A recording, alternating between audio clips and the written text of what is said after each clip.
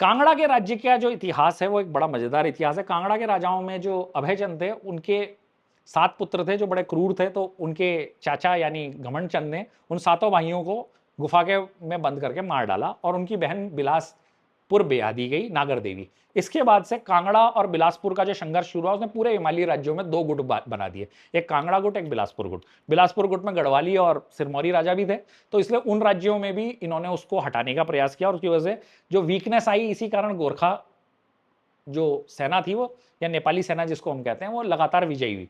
अब बिलासपुर ने नेपाली सेना का साथ दिया, तो कांगड़ा की जो सेना थी उसने फिर उसके बाद सिख सेना को बुलाया और हमारे जो अमर सिंह थापा वाला जो ग्रुप था, उन्होंने ज्वालामुखी पे तो अधिकार कर लिया। ये जो एक बाढ़ थी वो रुक गई। दूसरी बात ये भी, 1808 का जो एक बड़ा भूकंप आया, उसके बाद से कई लोगों का विश्वास ये हो गया हिमालयी क्षेत्रों में कि अब नेपाली नहीं जीत सकते। नेपाली भूकंप के साथ आए थे 1803 के, और अब 1808 के भूकंप के बाद चले जाएंगे। और जो साइकोलॉजिकल असर था, जिसे कहते हैं मनोवैज्ञानिक प्रभाव है, कि अब नेपाली अजय भी नहीं रह गए थे, क्योंकि सिख सेना ने उन्हें रोक दिया था। नेपाल तो शायद कश्मीर को भी विजय प्राप्त करना चाहते थे।